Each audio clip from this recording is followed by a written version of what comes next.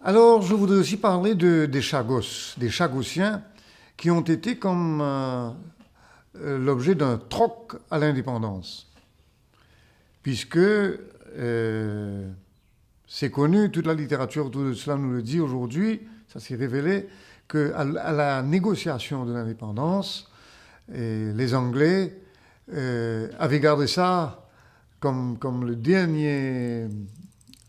la dernière carte, le joker. Ils avaient poussé les négociateurs d'alors dans leur retranchement, et comme l'indépendance n'était pas, comme on pourrait le penser, toutes les indépendances des pays d'Afrique dans les années 60, c'était le combat pour l'autonomie, pour la souveraineté du pays, pour la culture, tout ça. Je ne crois pas qu'à l'île Maurice ça a été ça. À l'île Maurice, ça a été surtout une question de prise de pouvoir par les hindous, qui étaient venus comme travailleurs engagés et qui voulaient prendre le pouvoir politique. C'est tout à leur honneur d'ailleurs, hein. Je crois qu'ils ont beaucoup bossé. Et quand on pense que le premier ministre hindou est venu lui-même jeune comme travailleur engagé. Alors cette montée fulgurante, c'est parce qu'ils ont travaillé, c'est parce qu'ils ont fait de bonnes études, ils ont fait des choix de l'éducation, ils sont arrivés. Mais à l'indépendance, disons que les hindous voulaient absolument prendre le pouvoir. Et la population mauricienne le sentait bien. Et le parti mauricien, qui était le parti des Blancs, a utilisé la population créole en nous faisant peur des hindous, en nous disant, par exemple, moi je me rappelle, j'avais 7 ans, hein, j'étais très politicien, je suivais tous les discours, on nous faisait peur que nos femmes s'habillent en sari. Et ça, le grand leader créole, qui s'appelle Gaëtan Duval, je pense qu'il nous a fait beaucoup de tort, en nous mettant ça, en nous faisant peur de l'indépendance. Et le vote, le référendum sur l'indépendance, 44% de la population votait contre. Parmi les 44%, c'était la majorité des catholiques.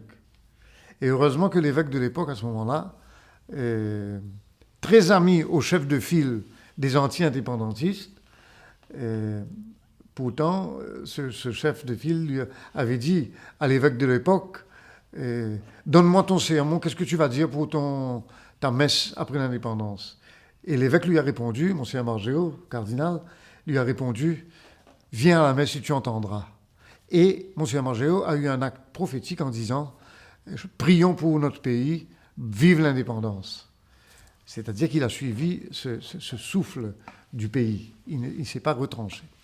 Et alors, cette indépendance a été obtenue sur le dos des Chagossiens parce que, enfin diplomates et négociateurs, les Anglais savaient que Ramgoolam voulait à tout prix revenir à l'île Maurice avec l'indépendance en poche.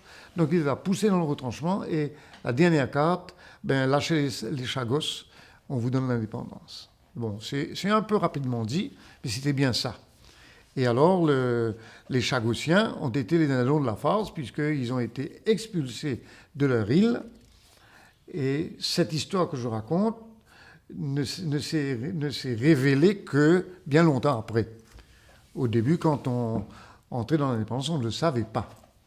Et aujourd'hui, nous avons conscience dans ce malaise créole que la majorité des habitants de ces îles sont créoles. Parce que c'était jadis des îles de pêche, des postes de pêche, qui étaient engagés sous contrat. Et alors, aujourd'hui, nous nous rendons compte, par exemple, la population d'Agaléga est composée de beaucoup de Chagossiens. Et c'est à partir des îles Seychelles que l'île d'Agaléga a été administrée pendant bien des années, jusqu'à ce que l'administration revienne à l'île Maurice. Donc, il y a comme une espèce d'unité de culture, avec toutes les variantes qu'on a au niveau de la manière de parler créole et la manière de chanter le séga, de danser le séga, entre Rodrigue, Agaléga et les Chagos. On pourrait dire Saint-Bondon, mais Saint-Bondon, c'est un petit poste de pêcheurs aujourd'hui qui ne comporte que quelques habitants, avec un poste météorologique. Mais, disons, quand on pense que l'île Maurice, en termes de terre, elle fait 2000 km², et en termes d'eau territoriale, sur lesquelles l'île Maurice a un droit, le droit de la mer, grâce à ces îles, c'est de 2 millions de km². Et aujourd'hui, avec le développement de l'industrie océanique, c'est une des avenues du développement aujourd'hui de l'archipel. Il faut parler de l'archipel mauricien. Grâce à ces îles, alors, très souvent, on nous sort l'argument, ceux qui ne prennent pas des décisions vers Agaléga, par exemple, sortent l'argument que Agaléga ne produit rien. C'est sûr qu'en termes de chiffres, Agaléga ne produit rien, mais en termes d'espace territorial, qui donne droit aux Mauriciens de contrôler tous les bateaux de pêche espagnols, français, japonais, coréens qui viennent dans les eaux territoriales, c'est grâce à ces créoles qui ont payé le prix de l'isolement, d'une vie très très dure dans les îles, de la précarité, et le prix que leurs enfants n'ont pas accédé à l'éducation.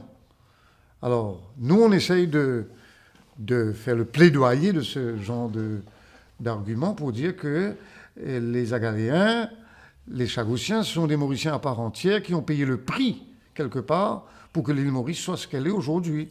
Mais qu'en retour, la République ne leur donne pas les moyens de grandir, les moyens de se développer. Par exemple, dernière en date, le combat que nous essayons de mener de manière un peu, diagonale, pour ne pas attaquer de fond la question de l'Inde, nous disons, il faut dire au gouvernement d'aujourd'hui, si l'Inde a un projet de développement sur Agaléga, quelle est la part des Agaléens dans ce développement? Comment est-ce qu'on prépare les Agaléens à faire des métiers, à faire des écoles professionnelles pour servir dans leur île? Et quand on sait que les mamans sont obligées d'accoucher à l'île Maurice, le dernier combat, maintenant on a pu obtenir qu'ils mettent nés à Agaléga, les parents nés à Agaléga, de sorte que on ne pourra plus maintenant faire que cette population disparaisse purement et simplement parce qu'on dira que ce sont des Mauriciens qui habitent à Agaléga ou l'île principale. Voilà.